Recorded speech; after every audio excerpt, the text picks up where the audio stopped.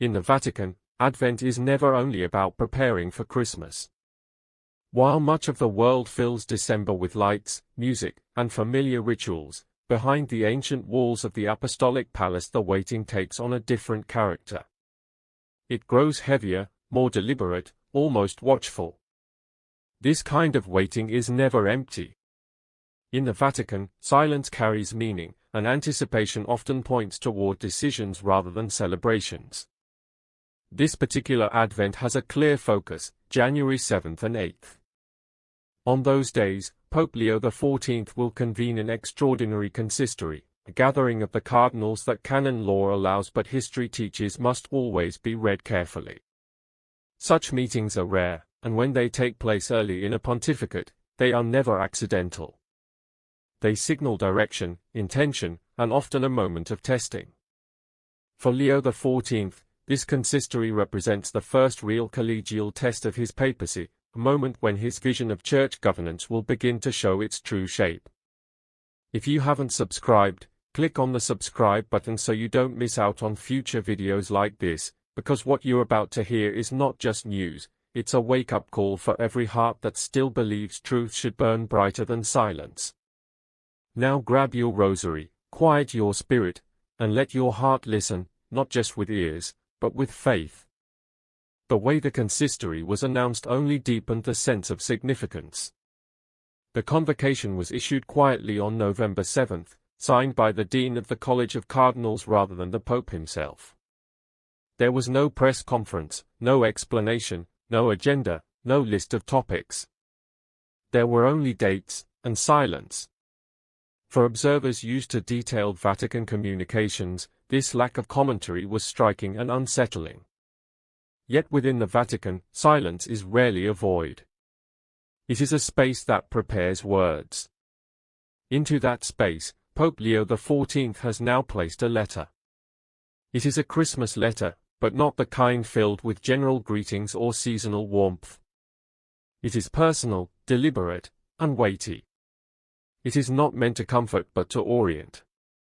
Within hours, it will reach cardinals across the world, men who carry the burdens of dioceses marked by cultural tensions, pastoral challenges, and spiritual hopes. What the letter offers them is not sentiment but substance. It functions as a map, outlining work to be done, a method to be followed, priorities to be discerned, and, most importantly, a renewed understanding of relationships within the Church. In this letter, Leo XIV does not address the cardinals as distant advisors or ceremonial figures. He speaks to them as essential collaborators, as interlocutors who must once again be placed at the heart of the Church's discernment. This gesture alone marks a quiet but clear departure from recent patterns. Over the years, many had noticed that the role of the College of Cardinals seemed to shrink in practice, even if not in law. Decision-making often shifted toward smaller councils, specialized committees, and parallel bodies whose influence exceeded their visibility. Collegiality was often spoken about but less frequently experienced. Leo XIV appears to have taken note of this dynamic, and he seems intent on correcting it. This is not speculation. Just 2 days after his election, in his first meeting with the cardinals, he promised to listen, to engage in dialogue, and to maintain regular contact. Such promises are easy to make in the early days of a pontificate, but much harder to fulfill. 6 months later, however, that promise is beginning to take concrete form, not through dramatic gestures or sudden decrees, but through something deeply rooted in the Church's tradition, shared study and reflection. The Pope asks the cardinals to return to 2 major documents from the previous pontificate, Evangelii Gaudium and Predicate Evangelium. This request is not merely procedural. It is symbolic.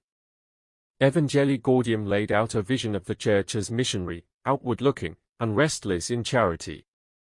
Predicate Evangelium reshaped the Roman Curia, redefining its structures, priorities, and relationship to the universal Church. Both documents are already in force, yet Leo XIV deliberately brings them back into focus. He does so because implementation does not mean completion. Reform does not mean closure. Governance in the Church is not mechanical but ecclesial, involving people, conscience, and lived faith. By asking the cardinals to reread and study these texts together, Leo XIV implicitly acknowledges what many have sensed but few have openly stated, that the relationship between the Roman Curia and the governance of the universal Church remains an open, living question. It has not yet found its final form. This acknowledgement reflects humility, but also seriousness. Some decisions of recent years, though legally enacted, have not resolved theological debates or healed pastoral tensions. They have not closed discussion. Leo XIV does not pretend otherwise, and this honesty changes the atmosphere. It signals that questions are not being suppressed but faced. The letter then goes further by reframing a key concept of recent church life.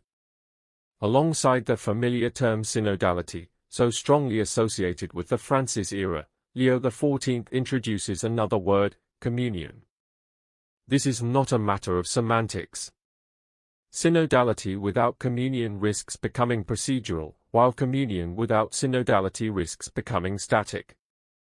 Together, they point toward a church that walks together not only through structures, but through shared faith, shared worship, and shared submission to truth. Within this framework emerges the most delicate and potentially explosive topic of the consistory, the liturgy. It is not treated as a secondary issue or a technical matter, but as a central question. The liturgy is where theology becomes visible, where belief is enacted, where the Church reveals who she truly is without explanation or commentary. For this reason, liturgical questions are never neutral. They touch the heart. Since the promulgation of Traditionis Custodes in 2021, the liturgical question has become one of the most visible fault lines within the Church. What once functioned as a pastoral accommodation has taken on symbolic weight, representing deeper tensions around authority, continuity, obedience, identity, and the interpretation of the Second Vatican Council. The ancient Roman rite, often called the Tridentine Mass, is no longer simply about Latin or chant. It has become a sign of unresolved ecclesial questions.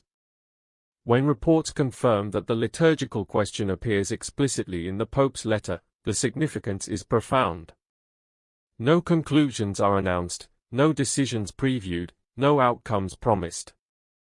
But the issue is named, and naming matters.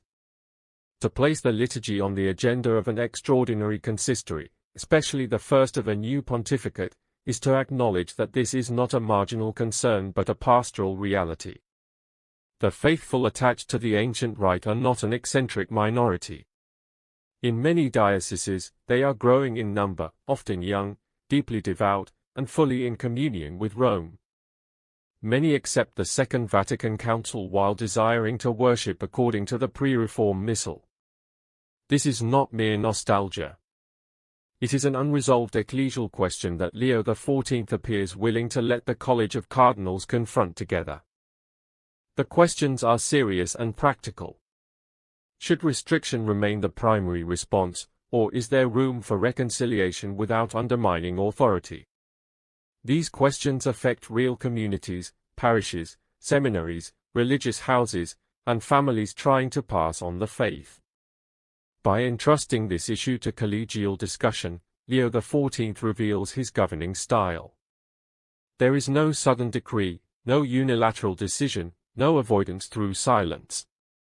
Instead, there is shared, deliberate, and responsible discernment. This does not guarantee specific outcomes, but it guarantees seriousness. As Advent moves toward January, one thing becomes clear: the liturgy has returned to the center, not because a vocal group demanded it, but because reality made it unavoidable. By placing it on the agenda of his first major consistory, Leo XIV has taken a step that cannot be ignored. The silence is breaking, and what follows may shape not only the early years of his pontificate, but the Church's understanding of unity at the altar. When January arrives, there will be no dramatic signals. No bells announcing a turning point. No immediate answers. Instead, the Church will do what she has always done in her most serious moments: her leaders will sit, listen, and remember. Memory in the Church is active. It shapes conscience. The extraordinary consistory is not designed to produce instant solutions. It is meant to reorient the Church's shepherds toward governance as service, rooted in truth, worship, and communion. Framing this moment around communion rather than control is a demanding choice. Communion asks leaders to look beyond factions, generations, and ideological reflexes, and to hold together continuity and reform, authority and listening, obedience and conscience. Here the Eucharist returns to the center, not as a topic but as a teacher. The Eucharist does not erase difference, it orders it. It does not reduce the Church to sameness, it unites her into one body. This is why the altar remains the most honest place to read the Church's condition. At the altar, abstractions fall away, and leaders must face what the faithful actually receive and how. For decades, Catholics have lived with a paradox: unity is often proclaimed, yet division is deeply felt. Many wounds are not doctrinal but experimental, rooted in feelings of exclusion, accusation, and exhaustion. Leo XIV inherits this reality and chooses not to deny or simplify it. His letter implies that the Church cannot move forward without facing what she has lived through. This is why returning to foundational documents matters. Not because they need rewriting, but because they need true reception. Documents are issued in moments, but they are received over time, and that reception often reveals tensions that laws alone cannot solve. By reopening reflection on Evangelii Gaudium and Predicate Evangelium, Leo XIV acknowledges that reform is ongoing discernment. Structures matter, but spirit matters more, and spirit is formed primarily in worship. The liturgical question, therefore, becomes inseparable from ecclesial identity. The Church has never advanced by erasing her memory. She advances by allowing what is ancient to speak anew. Many drawn to the older form of the Mass are not rejecting the counsel but responding to a hunger for silence, transcendence, sacrifice, and mystery. These are not luxuries, they are spiritual necessities. When they seem absent, people search for them elsewhere. The question before the consistory is not whether the Church should move forward, but how. Can she affirm the authority of Vatican II while recognizing uneven implementation? Can she uphold unity without turning diversity into suspicion? Can she govern firmly without governing fearfully? No single pope can answer these questions alone, and Leo XIV does not attempt to. Instead, he gathers the cardinals as witnesses to the Church's complexity, men who have seen faith flourish and wither under different approaches. This makes the January consistory a threshold moment, not because it will end debate, but because it signals a change in how debate will be handled. No longer through imposed silence or fragmented resistance, but through shared responsibility. This is collegiality lived, not merely spoken. Some will find this slow and frustrating. Others will find it hopeful. But no one can dismiss it as indifferent. The stakes are too high. What happens at the level of liturgy shapes everything else: vocations, catechesis, moral teaching, evangelization. Worship forms belief, belief shapes culture, and culture affects the Church's credibility in the world. If the altar fractures, everything that flows from it is affected. Leo XIV understands this, and that understanding explains his patience and caution. He is not rushing. He is listening. As the consistory unfolds behind closed doors, there will be no cameras, no sound bites, no public drama. But hidden does not mean insignificant. The most important moments in the Church's life often unfold quietly, through prayer, disagreement, and the slow convergence of conscience. The future of Catholic unity will not be decided by online arguments or fleeting controversies. It will be shaped by whether the Church can once again see the altar not as a battleground, but as a home, a place where authority kneels, tradition breathes, and reform purifies rather than replaces. This is the vision implicit in Leo XIV's letter. Not a revolution, not a campaign of restoration, but a return to something deeper, the Church governing herself as she worships, reverently, patiently, and together. The consistory will end, but its meaning will continue. Once the liturgy returns to the center, it cannot be pushed aside again. And once communion is named as the goal, division can no longer disguise itself as virtue. The conversation has always been unfolding, quietly, at the altar. Now, once again, the whole Church is invited to watch, to pray, and to discern what kind of unity she truly believes in. If this message touched your heart, comment Amen and stay with us. More Eucharistic stories, deeper reflections, and holy insights are on the way. May Christ in the Eucharist be your light, your rest, your truth. Amen.